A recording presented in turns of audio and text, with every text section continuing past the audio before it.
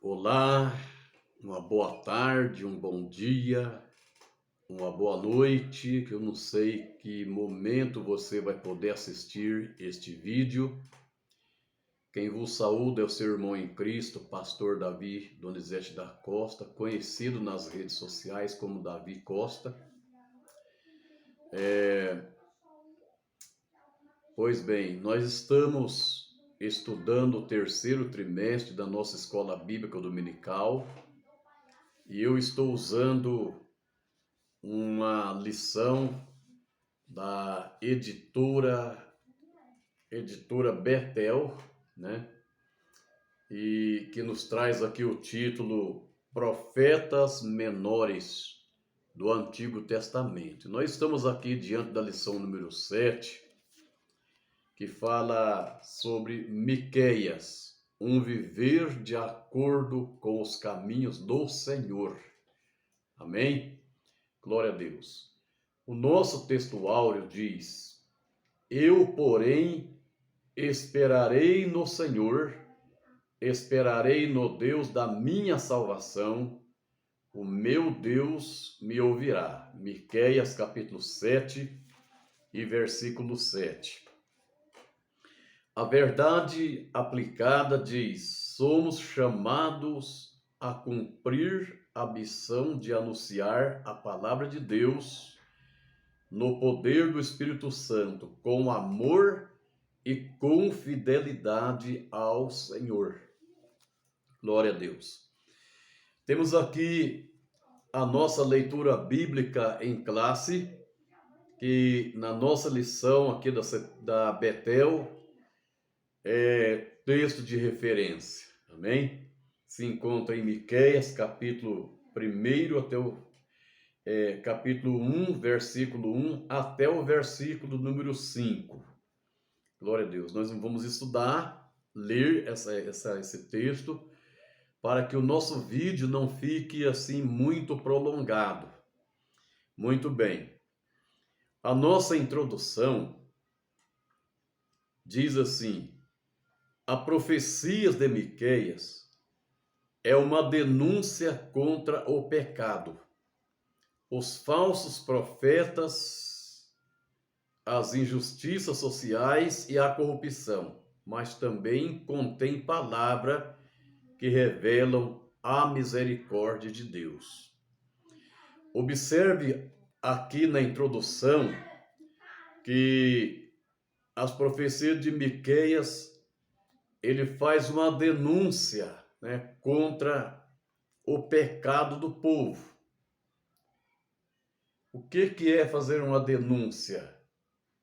É quando nós achamos que algo que está sendo praticado por alguém não está de acordo nem com as leis divinas e nem com as leis humanas. Então, ali surge uma denúncia, né? Essa denúncia ela é feita contra o pecado. Também ele faz uma denúncia contra os falsos profetas. Ele faz uma denúncia contra as injustiças sociais e a corrupção. Mas também na sua mensagem contém palavras que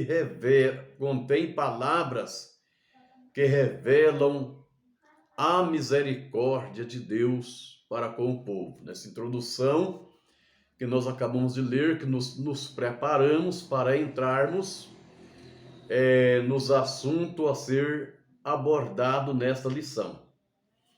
Aqui nós observamos um comentário antes do ponto 1, do tópico 1, que fala sobre o cenário da mensagem do profeta Miqueias. Nós observamos aqui, e nós vamos, essa aula é só sobre o tópico 1, não vou prolongar muito.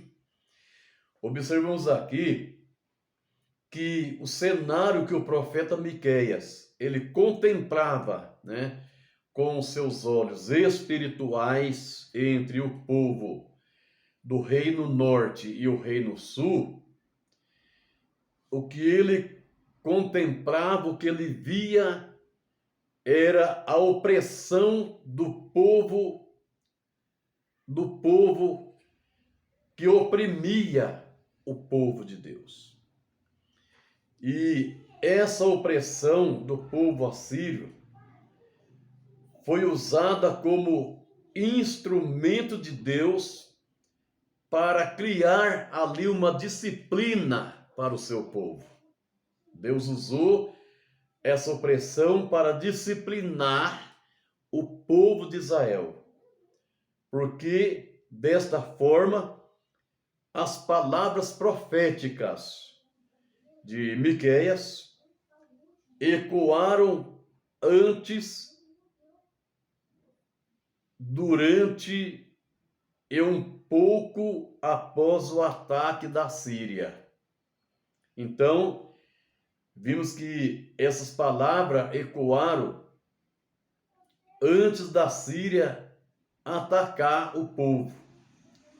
O primeiro versículo do livro de Miqueias, ele situa o leitor sobre a periodicidade de seu ministério, que foi durante os reinados de Jotão, Acás, Ezequias e Ezequias, reis de Judá.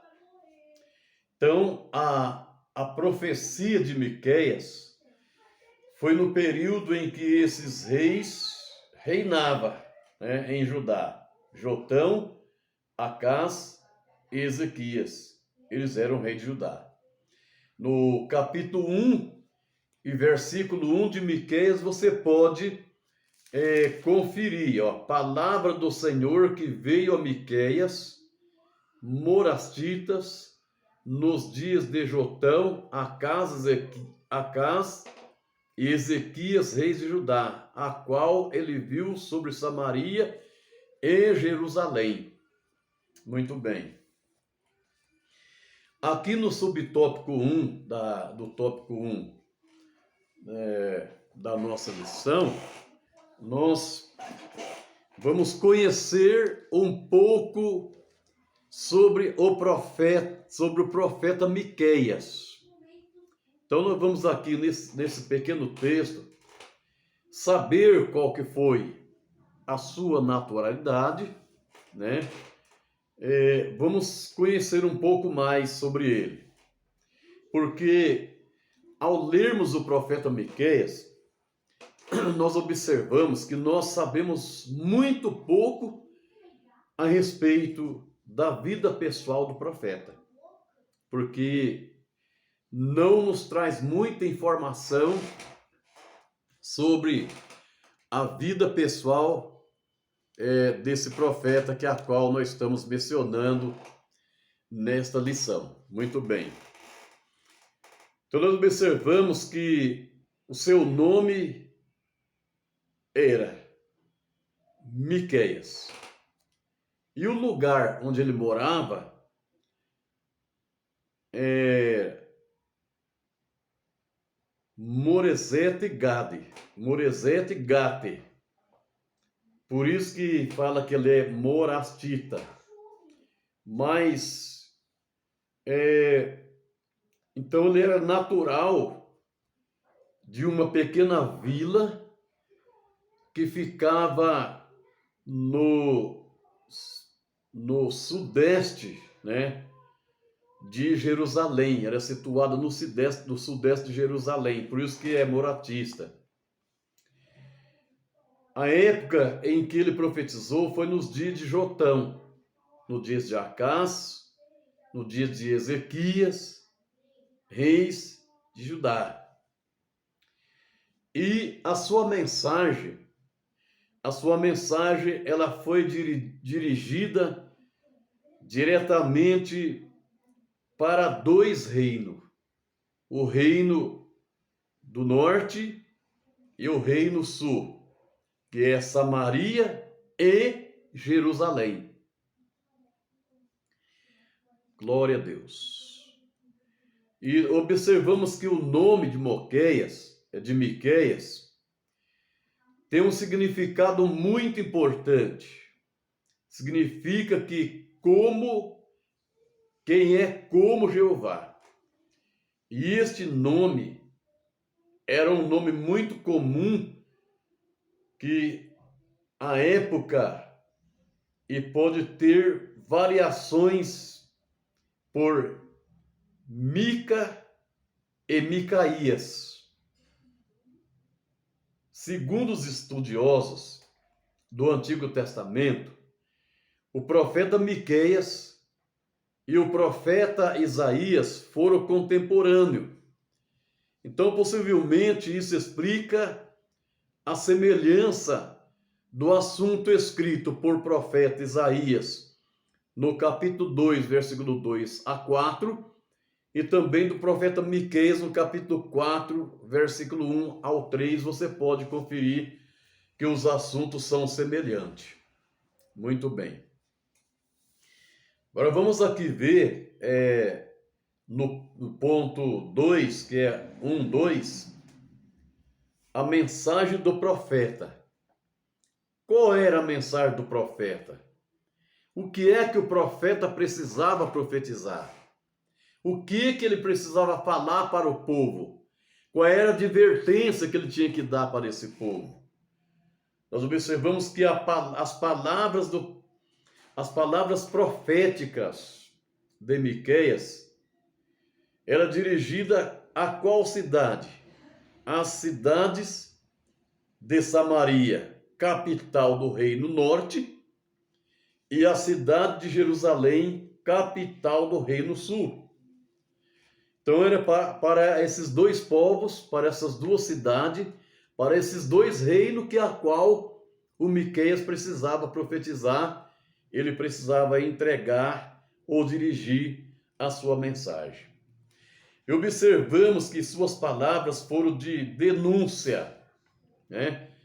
Eis aí a dificuldade de um profeta, porque além de ele trazer mensagem de Deus para os reinos, ele também tinha que denunciar, né,